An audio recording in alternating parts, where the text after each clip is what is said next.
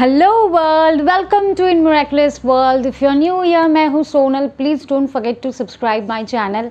और आज का जो हमारा टॉपिक है वो है how to rebuild broken relationship. अपने टूटे हुए रिश्ते को कैसे वापस से एकदम मजबूती से जोड़ा जाए कि वो निकलेगा नहीं। फेविकॉल को जोड़े, निकलेगा नहीं, फेविकॉल का जोड़े। So let's start the video. सबसे पहले मैं आपको बता दूं कि रिश्ता कभी भी कोई भी टूटता नहीं है, खुद से कभी भी टूटता नहीं है, बिखरता नहीं है, अलग नहीं होता है कोई भी रिश्ता। हम कहते हैं ना कि यार हमारे नसीब में नहीं था, किस्मत में यही लिखा था, नसीब में यही होना था। नसीब के आगे तो दुनिया भी घुटने टेक देती है, ऊपर वाले की मर्ज़ी के आगे कुछ नहीं चलता। यस, ऐसा होता है, 100 नहीं, अनकाउंटेबल पर्सन। यूनिवर्स के ख़िलाफ़ आप कुछ भी नहीं कर सकते हो, क्योंकि जो यूनिवर्स में लिखा होगा, जो ऊपर वाले की मर्ज़ी में लिखा होगा, वही चीज़ें होगी। लेकिन वो चीज़ें तब आती है गाइस कि जब आपने उधर मेहनत की हो, आपने या आपके पार्टनर ने उतने एफ़र्ट डाले हो रिश्ते को जोड़ कर रखने की। या अगर फॉर एग्ज़ाम्पल शादी की बात चल रही है, शादी करना चाहते हो आप लोग, तो आपने या आपके पार्टनर ने, दोनों ने फैमिली में बात की होगी, उतना एफ़र्ट, उतनी मेहनत की होगी कि हम एक दूसरे से अलग नहीं होंगे। अगर आपने मेहनत की है, उसके बाद भी अगर रिश्ता नहीं हुआ, नहीं हो पाया, या कुछ अड़चनों की वजह से वो रुक रहा है, एक ऑब्स्टिकल्स आ रहा है, तो कह सकते हैं कि यार ऊपर वाले की मर्ज़ी है। पर अगर आपके पार्टनर ने आपको चीट किया है, आपको धोखा दिया है, या आपको बिट्रे किया है, आपको छोड़ के गए हैं, शादी का वादा करके शादी नहीं किया, या फिर आप एक थर्ड पार्टी सिचुएशन में आपको डाल के रख दिया, तो इसमें आप गलत बिल्कुल भी नहीं हो, क्योंकि आपकी तरफ से प्यार सच्चा है। अब आप चाह रहे हो कि आपका प्यार आपके पास वापस आ जाए। अगर आप चाहते हो कि आप इस रिश्ते को वापस से जोड़ना चाहते हो, आप चाहते हो कि आपका पार्टनर आपकी लाइफ में वापस आ जाए, या फिर अगर आपकी पार्टनर और आप साथ में हो लेकिन उस तरह का रिश्ता नहीं है जिस तरह का होना चाहिए था या आगे होना चाहिए, अगर आपको ये सारी चीज़ें आपके दिमाग में, आपके थॉट प्रोसेस में चल रही है और आप रीयूनियन, रीबिल्ड करना चाहते हो इस रिश्ते में, तो honestly world, firstly you need to understand, firstly you need to know, क्योंकि आप खुद इस रिश्ते में रह चुके हो या हो अभी एट प्रेजेंटली इस रिश्ते में। सबसे पहले ये सोचना है कि आपने या आपके पार्टनर ने उस रिश्ते में उतना एफर्ट डाला।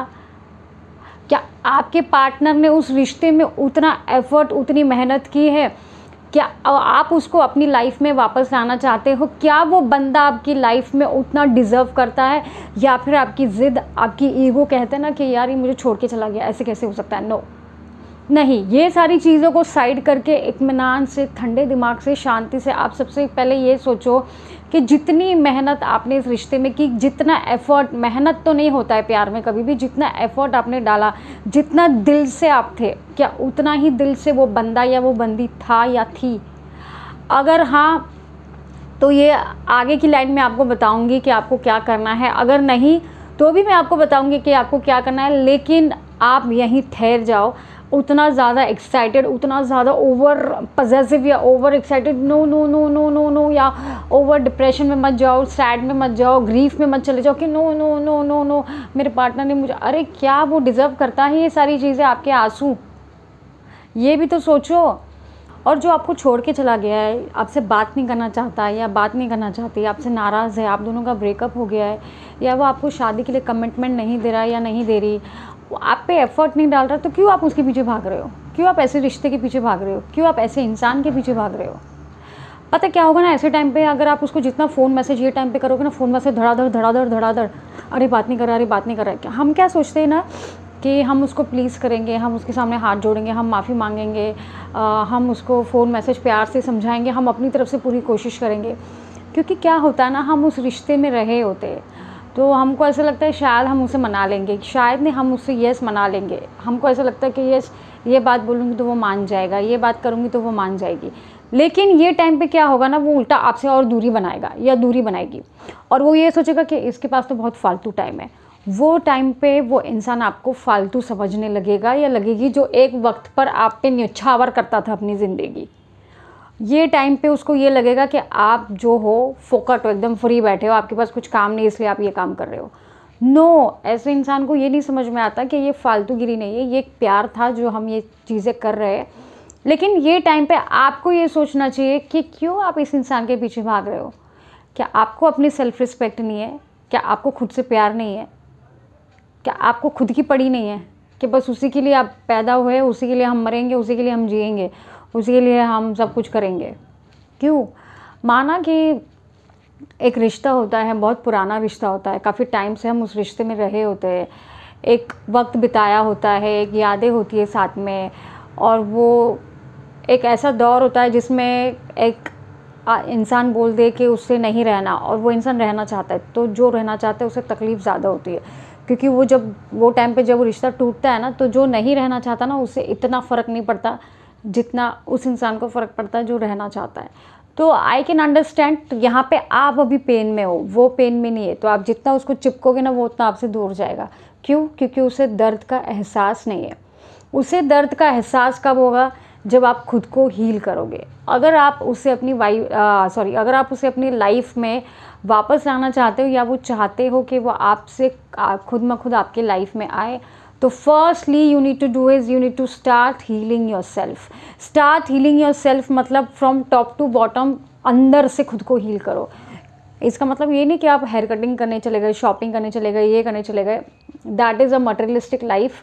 वो एक सेकेंडरी थिंग है, वो एक अपनी खुशी है। लेकिन स्टार्ट हीलिंग योर सेल्फ मतलब खुद को अंदर से उभारो, खुद के ऊपर खुद की तवज्जो को महसूस करो, कि खुद जहन में ये सोचो कि ऐसा मुझ में क्या कमी है जो मैं उस इंसान के पीछे जा रही हूँ। माना कि रिश्ता बहुत गहरा था, प्यार अगर होता, बहुत गहरा प्यार था, बहुत गहरा ही नहीं, अगर प्यार ही होता तो वो इंसान आपको छोड़ के नहीं जाता या नहीं जाती।